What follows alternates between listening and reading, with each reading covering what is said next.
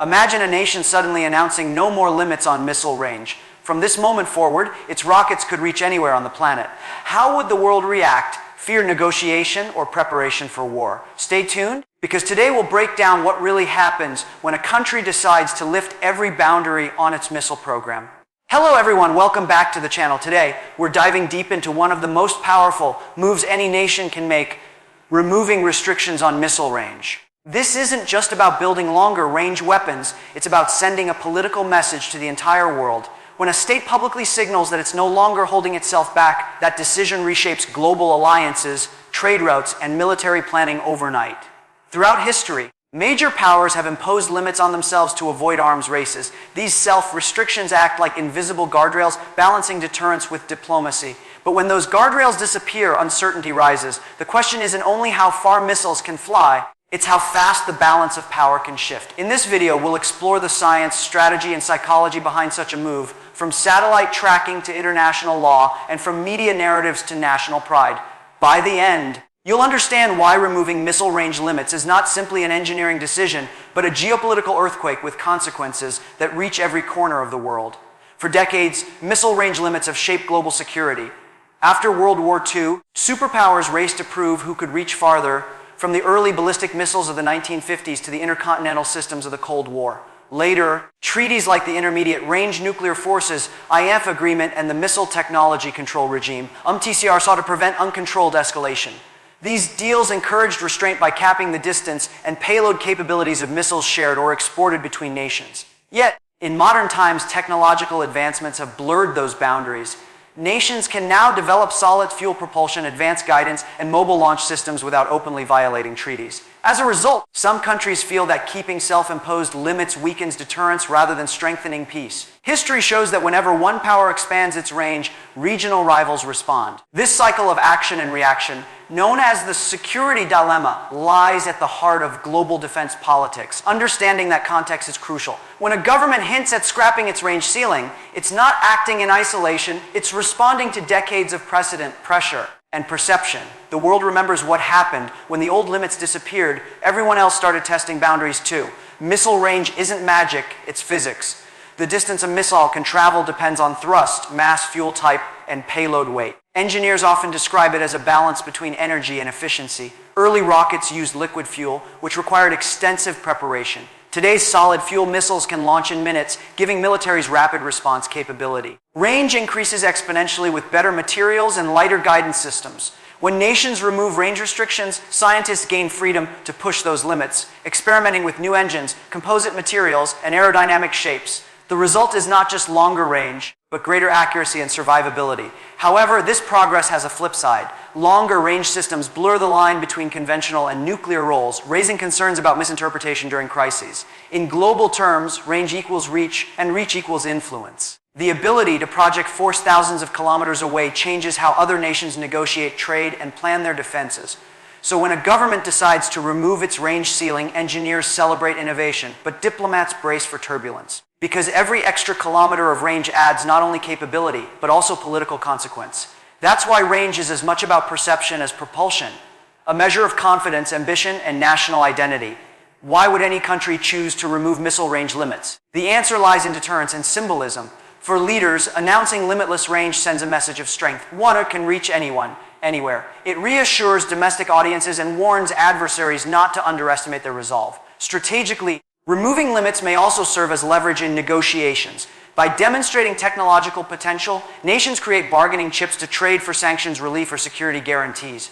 But beyond power politics, there's pride. Missile programs are often seen as proof of self-reliance and sovereignty. When a nation feels encircled or sanctioned, investing in longer range capabilities becomes a statement of independence.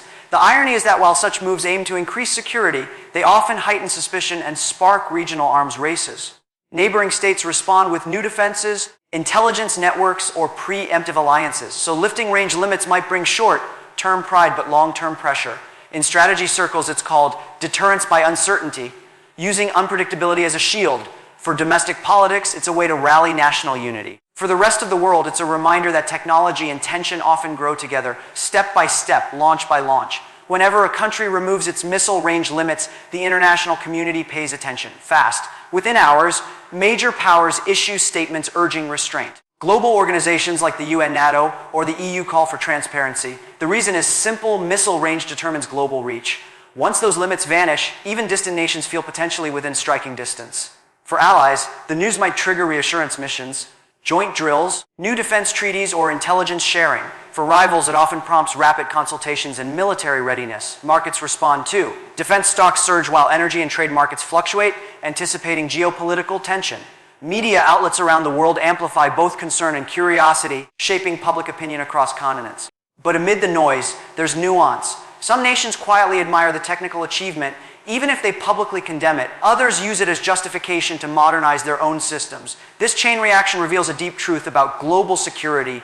Every technological leap by one player redefines the comfort zone of others. When limits disappear, diplomacy becomes damage control, balancing fear and respect. The move may be domestic in intent, but its echo is international. The world never reacts in silence when a nation declares it can reach farther than ever before.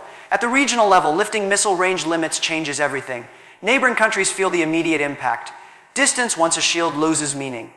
Capitals, bases, and ports that were once out of reach may now fall within new strike zones. This shift forces militaries to rethink deployment patterns, radar coverage, and defensive systems. Air defense becomes a top priority and alliances tighten.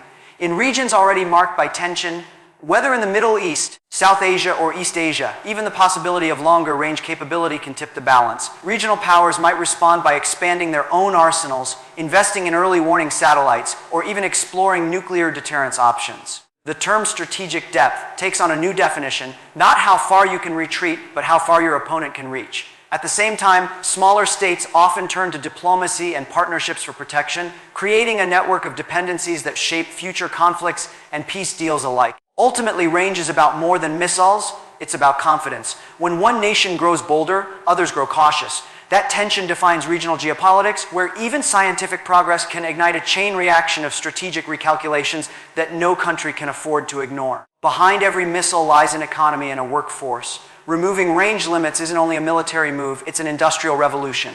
Research institutes expand, defense contractors thrive, and new technologies emerge that often spill over into civilian sectors like space, materials, and computing. Advanced propulsion systems can inspire better satellite launchers, weather monitoring, and communication infrastructure. Even navigation algorithms designed for missiles find use in transportation or robotics. However, the economic gains come with costs, development demands funding, and heavy military spending constrain public budgets. Sanctions, if imposed, may restrict trade, access to materials, or international investment. Yet nations pursuing independence often accept these trade-offs, framing them as the price of sovereignty.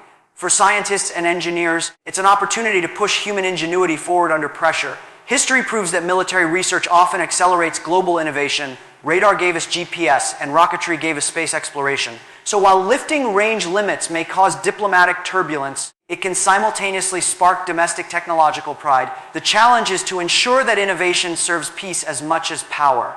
Because in the long run, true strength comes not from the distance a missile can travel, but from the knowledge and unity that built it. Diplomacy is often the first casualty of extended missile ranges. When a nation lifts limits, its ambassadors face tough questions from every direction. What are your intentions? Is this defensive or aggressive? The global stage becomes a courtroom where perception matters more than proof. Allies seek reassurance, adversaries demand explanations. Behind closed doors, negotiations intensify, sometimes leading to new treaties, sometimes collapsing old ones. Sanctions may follow, not as punishment alone, but as pressure points to bring the nation back to the table. Yet diplomacy is also adaptable. Nations with strong narratives can reframe their decision as modernization, deterrence, or even necessity. They might highlight transparency by inviting observers or publishing research openly. Ultimately, every diplomatic exchange becomes part of the same story, one about trust, power, and timing. History shows that technology alone doesn't cause conflict, miscommunication does. The key lies in whether a nation communicates capability or threat, progress or provocation. Removing missile range limits challenges diplomats to find the fine line between assertion and aggression.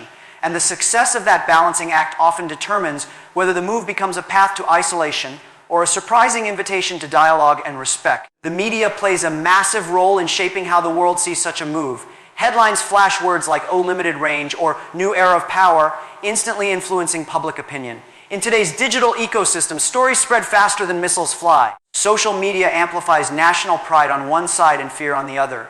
Analysts, influencers, and commentators flood platforms with explanations, debates, and conspiracy theories. This storm of information often decides how people, not just politicians, react. If the narrative focuses on national progress and scientific achievement, citizens rally behind the decision. But if headlines emphasize aggression or escalation, anxiety grows both at home and abroad. That's why communication strategy is vital. Governments now employ media specialists and data analysts to frame their defense milestones as responsible modernization, not militarization. For viewers, understanding this dynamic is crucial. Not everything trending online reflects reality. Sometimes it reflects narrative control.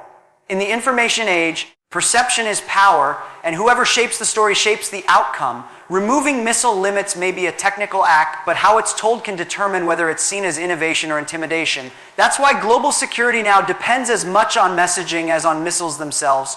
Looking ahead, the world faces a defining question: can nations advance missile technology responsibly in an age of global interdependence? As artificial intelligence, space sensors, and drone networks evolve, range alone may no longer define power. Precision, speed, and adaptability will. Future missile systems may rely less on brute force and more on smart coordination with satellites and digital warfare tools. International organizations will likely push for new norms, not to limit innovation, but to prevent miscalculation.